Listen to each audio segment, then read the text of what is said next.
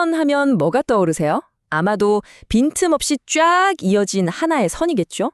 근데 과연 그럴까요? 오늘은요, 바로 그 연속이라는 개념을 완성시킨 아주 기가 막힌 철학적 아이디어, 데데킨트의 컷에 대해 이야기해 볼 겁니다. 수학도사 잼수학 시작합니다. 자, 오늘 이야기는 이렇게 흘러갈 거예요. 먼저 우리가 완벽하다고 믿었던 수직선에 사실은 구멍이 숭숭 뚫려 있다는 충격적인 사실부터 알아볼 거고요. 그리고 그 구멍을 메우기 위한 정말 천재적인 아이디어를 만나볼 겁니다. 마지막으로 이 아이디어가 어떻게 수학 전체의 단단한 기반이 되었는지 확인해 볼 거고요. 그리고 오늘이 저희가 길게 달려온 수화 연산의 서사 시리즈의 마지막 편이기도 하니까 끝까지 함께 해주세요. 자, 그럼 첫 번째 이야기부터 시작해 볼까요? 모든 건 수학 세계에 닥친 거대한 위기에서부터 출발합니다. 우리가 그토록 당연하게 생각했던 수직선이 사실은 그리 완벽하지 않았다는 거죠. 이런 질문 한번 던져볼게요. 이건 고대의 피타고라스 학파 사람들을 정말 골치 아프게 했던 문제이기도 한데요. 과연 분수로 나타낼 수 있는 수, 즉 유리수만 가지고 이 세상을 완벽하게 설명할 수 있을까요? 아시다시피 우리가 쓰는 수는 크게 두 가지로 나눌 수 있죠. 하나면 이렇게 분수로 딱 떨어지는 유리수. 다른 하나는 분수로는 도저히 표현할 수 없는 무리수입니다. 루트 2나 파이 같은 것들이요. 옛날 피타고라스 학파 사람들은요, 세상 모든 길이는 어떤 기준이 되는 작은 단위 길이의 몇 배 이런 식으로 딱 맞아 떨어지게 잴 수 있다고 믿었어요. 다시 말해 세상의 모든 수는 결국 정수의 비율, 즉 유리수일 거라고 생각했던 거죠.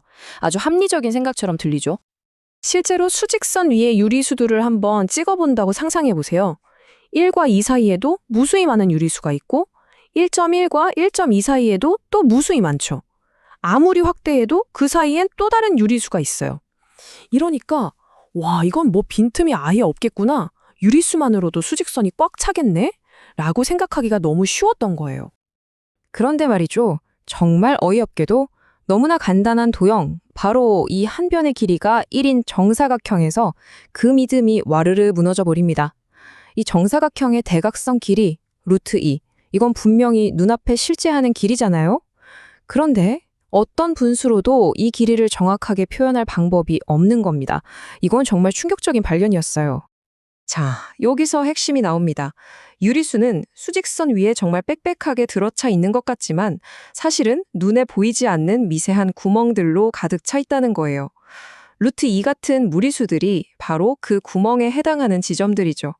그리고 이런 구멍이 있다는 건 결국 유리수만으로는 시간이나 공간처럼 끊어짐 없이 이어지는 연속적인 세계를 완벽하게 담아낼 수 없다는 뜻이 됩니다. 이게 바로 유리수의 불완전성입니다. 자, 그럼 이 심각한 문제를 어떻게 해결했을까요? 이제 19세기로 넘어가서 수학자 리하르트 데데킨트가 내놓은 정말 위대한 절단이라는 아이디어를 만나보시죠. 데데킨트의 생각은요, 그야말로 혁명적이었어요. 그는 틈에 있는 수를 찾지 말고 그냥 우리가 그 수를 만들어버리자라고 생각한 겁니다. 뭘로? 바로 순수한 정신적 행위, 즉 논리만으로요. 수를 발견하는 게 아니라 창조한다는 거죠. 정말 대단한 발상의 전환이죠. 그래서 데데킨트가 뭘 했냐면요. 절단이라는 방법을 고안해냈어요. 이게 뭐냐면 어떤 숫자를 이거다라고 콕 집어서 말하는 게 아니에요. 대신에 모든 유리수를 어떤 기준점을 중심으로 너는 왼쪽, 너는 오른쪽 이렇게 딱 두 그룹으로 나누는 거예요. 그리고 바로 그 나누는 행위 또는 그 경계선 자체가 바로 하나의 숫자라고 정의해버리는 거죠. 와, 숫자를 그 자체로 보는 게 아니라 다른 숫자들과의 관계 속에서, 즉 경계로 정의한다는 아이디어입니다. 자, 그럼 이 절단이 어떻게 작동하는지 한번 볼게요. 간단해요. 일단 모든 유리수를 쫙 펼쳐놓는다고 생각하세요. 그리고 가위로 싹둑 자릅니다. 그럼 왼쪽 묶음 A랑 오른쪽 묶음 B가 생기겠죠? 이때 몇 가지 규칙만 지키면 돼요. 첫째, 왼쪽 묶음에 있는 애들은 무조건 오른쪽 묶음에 있는 애들보다 작아야 해요. 이건 당연하죠. 둘째, 이게 중요한데 왼쪽 묶음에는 가장 큰 수가 없어야 해요. 예를 들어 3보다 작은 모든 유리수라고 하면 2.9, 2.99, 2.999 끝없이 가니까 가장 큰 수가 없잖아요. 바로 이런 식으로요. 이 규칙들을 만족시키는 자르는 방법, 그 하나하나가 바로 고유한 실수 하나를 정의하는 겁니다. 이게 왜 대단하냐면요. 두 가지 경우를 생각할 수 있어요. 우리가 가위로 자른 그 경계가 딱 어떤 유리수 위일 수 있겠죠? 예를 들어 3을 기준으로 자르면 오른쪽 묶음 B에서 가장 작은 수가 바로 3이 됩니다. 이럴 땐 이 절단이 유리수 3을 나타내는 거예요. 그런데 만약 오른쪽 묶음 B에 가장 작은 수가 없다면 그건 무슨 뜻일까요? 맞습니다. 우리가 바로 그 틈, 즉 무리수가 있어야 할 자리를 정확하게 잘랐다는 뜻이에요. 그리고 이 자르는 행위 자체가 그 틈에 존재해야 할 무리수를 만들어내는 창조적인 과정이 되는 겁니다. 기가 막히지 않나요? 자, 이렇게 해서 유리수 직선의 틈을 메울 방법이 생겼습니다. 그럼 이 데데킨트 절단이라는 철학이 어떻게 수직선을 완벽한 연속체로 완성시키는지 그 결과를 한번 보시죠. 데데킨트의 방법 덕분에 이제 유리수직선을 자를 수 있는 모든 위치가 각각 하나의 숫자에 완벽하게 대응됩니다.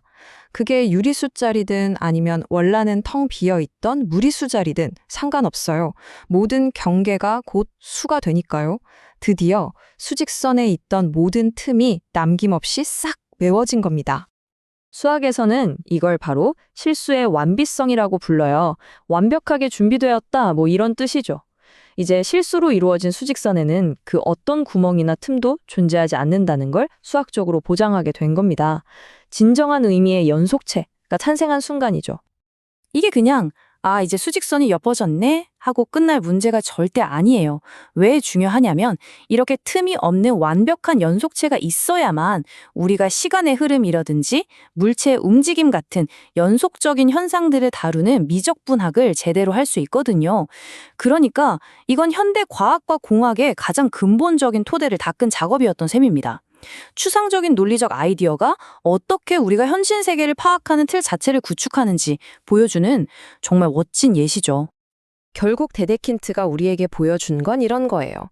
연속이라는 건 사실 모래알처럼 무한히 많은 점들이 모여서 만들어지는 게 아니라는 거죠.